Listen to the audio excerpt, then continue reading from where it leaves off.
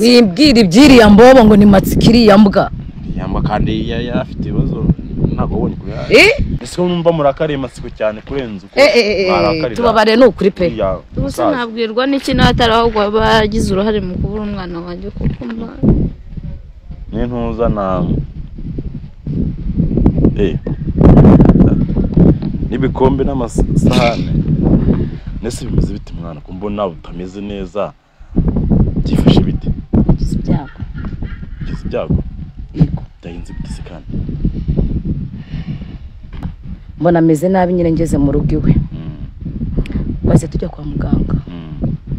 mu kugenda nyine nka saa 12 gutyo za mu gitondo nibwo mu gihe nyine twari dutegereje umwana iyo nitegereje neza nkareba Manzi na Innocente iyo nitegereje neza nkareba Manzi na Innocente nekereza urugendo rurerure mwagenze kuva mu buto bwanyu mwakabeje gukundana I love you so much come to me je t'aime trop nalinga mingwana Manzi na Innocente nukuri ndabashimiye mwahisemo neza nukuri muraberanye Manzi na Innocente songa mbere turabashyigikiye yes kanizere ko ukomeje kumererwa neza cyane wowe udukurikirana umunsi ku munsi babona ko twagarutse mu nkengero za Kigali noneho tumaje kuva handi mahama twaturi ndetse no mu bice by'itandukanye byegeranye n'akarere ka Kirehe turi gushaka wa muntu witwa Obedi noneho ngo tukivuga tuti hagize umuntu ubona umusazi udasanzwe amagara 078 079 59 83 711 078 10 078 59 83 711 nimero yibonye ukaba ubonye umusazi usa nkuwo twegeze twerekana mu biganiro byacu byashize twakoreye mu karere ka Kirehe ndetse no muri Ngoma waduhamagara kuri nimero ibintu bikabasha kugenda neza cyane kwa subscribe kuri Manzi na Innocente uwo wakoze subscribe ndagushimiye cyane nawe utarayikora ndibaza ko uyu ari wo mwanya kugira ngo tubashe kubana mu byacu bya buri munsi rifite baso ngo cyatanga twakanze babere bishambure byabuze mu buta y'abademu cyangwa se gahanga kananiye abagugunyi so turi gutembera ahagiye atandukanye mu kano kanya makuru dufite nuko uriya wo twakwita umugore wa matsiko muri no minsi baka ko yavuwe n'abantu n'abaganga nje sinari kuko nandi gukurikirana ibya Obedi wagize ikibazo cyo mu mutwe agasara akaba yaraburiwe irengero ababyeyi bakaba bari kumushakisha none naragiye ubwo rero nibwo nagarutse nsanga Matsiko yarabashije kuvurwa ibisazi byarakize muri make so rero amakuru mfite nuko uriya mukobwa cyangwa se uriya mugore namwita umukobwa cyangwa umugore kubera iyo wagize amahirwe yo gutwita ubu wabaye umugore ntabwo ukiri umukobwa amakuru mfite nuko yagiye kwa muganga ndi muri quartier zaho nundi bashobora guhingukira kuko nabanje guca mu rugo nsanga ntaho hari ariko uko biri kose umuntu waye makuru ambwiye ko ngo basohotse kwa muganga bavuyeyo ntabwo tuzi ngo byifashe bite kuko ubitubwiye ko nta mwana bafite ahubwo bafite ibikoresho byo kwa muganga bakwifashisha kwa muganga mu gihe bashobora kuba ari kwa muganga dukomeze tugende hano imbere nibiza kudukundira tukaza guhura nabo turaza kugerageza turebe uko biza kugenda neza urumva ntabwo tuzi cyabaye ntituzi nimba inzu inda yaravuyemo tuzi nimba ibintu mbese muri make ntabwo tuzi ngo byifashe bite ntabwo tuzi ngo ese byifashe bite ni iki kiri kujya imbere ntabwo tuzi ngo ese inda yavuyemo ese umwana hari undi muntu umutwaje byifashe bite tugiye kugenda turebe uko byagenda tubaganira turebe uko byifashe turebe ikijya mbere ese niki ahubwo ndakubona bari n'imbere yanjye niganirize kugira ngo ibintu mpaye hatatu ndabona nta mbaraga afite pe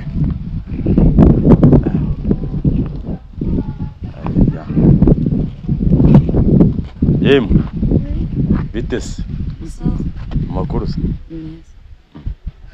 uvuye kubyara se mwana nawe uri umushinyaguzi n'izina ry'Imana tuvuge ko nabyuze ibiki se bimeze bite kandi urabona ufite amabasi yahuye n'ikibazo basigarimo ikira n'ishuka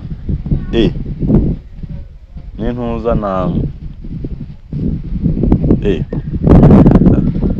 n'ibikombe n'amasahane nese bimeze bite mwana ko mbona utameze neza byifashe bite ibyago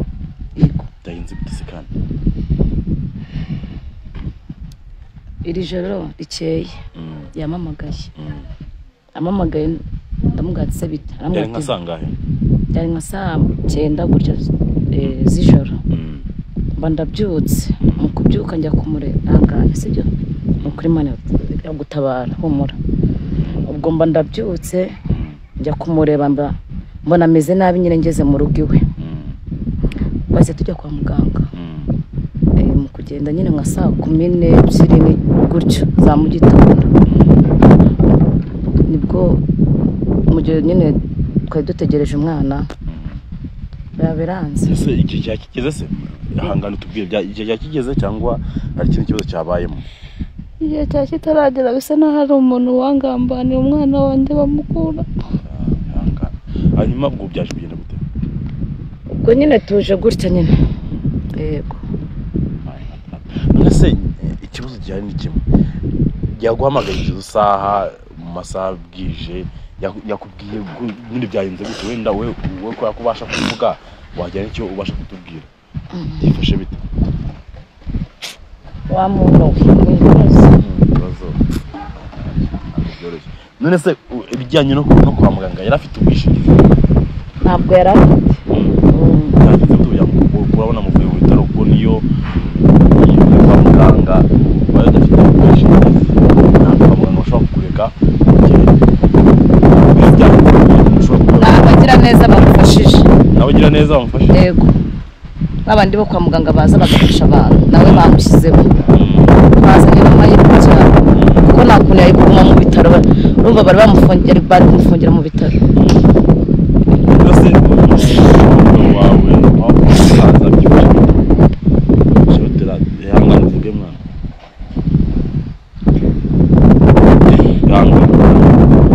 aramuheruka amuheruka sinzi yagiye byagenze gute mwana yangana uvuge gato sinzi yagiye naje kumuhiga Samamagaye kwitaba nimero ye nayiba kandi uzi aho abana ntabwo yigeze wongera gusubira wari ukiri kwa tubaye akajya kuruhuka koko uri kumubaza cyane hangana kandi waramuhamagaye uramushakisha mu saho abasuhaze ntabwo wari bugerageze afite undi mugore mukuru ese kuba wenda namubwiye n'ikibazo nigeze naza no kutureba yahise kuraho na telefone yayikuyeho ntakeka ari iki cyatumye akuraho telefone ni urwango abafitiye nuko nyine azi ko yahuye n'iki kibazo akaba azi ko nta mituweli yamushakiye urumva yumvaga ko bari mu mutanga akaba ariyo bari bufunge niyo mpamvu rero ese wowe umuntu witwa MATSIKO uramuzi MATSIKO yego wibwira ibyiriya mbobo ngo ni MATSIKO iriya mbwa kandi afite ibibazo ntabwo ubonye kuri nubizi aragasara bimujyana ku gasi nasoni ko kuri utinyuka avuga baba barawitubwira iriya mbobo nta kimaze MATSIKO se niki izina nibyo muntu koko ese numva murakariye MATSIKO cyane kurenza uko tubabare ni ukuri pe ubuse nabwirwa n'iki natari ahubwo bagize uruhare mu kubura umwana wanjye kuko ihangane wikomeza nanjye kuntera agahinda mbabarira ihangane mbabara ni ukuri ihangane wihanganye kuva kare n'ubundi komeza wihangane pe nese kwa muganga ko umuntu ufite utuntu dukeya kwa muganga nta kindi kintu babufasha ndebera nibi ngibi yazanye do ndabona harimo isume hari kabamo n'amasahani n'ibikombe n'ishuka Shuka imwe ntabwo mbeho yabishe kwa muganga. ntabwo umuntu yaragiye kuryama. Kundi nifashe mu mwihangane utuve inyuma bazi widufatanya n'akababaro umuntu afite. Ewe hari umuntu mu kintu cy'uvuga uti sinovugira hejuru nanjye kano kanya kumva nta kintu narenza kuko ntabwo tuzi icyabaye kiri hagati ya Matsiko ndetse n'aba ngaba kuko nimba avuze ati mvuze Matsiko mpita numva ibintu bihinduye isura itavuga naravuga ati reka wimbwira bya Matsiko kandi avuze umusaza ntagira icyo avuga. Ubwo rero ko biri kose turaza gushakisha amakuru neza tumenye ngo byifashe bite, ese Matsiko we aherereye kano kanya, ese inkuru we arayizi, ese nk'umuntu waba yaragize uruhare mu byo yatutanga yaravuze ati njyewe umukobwa twararyamanye nanamutera inda.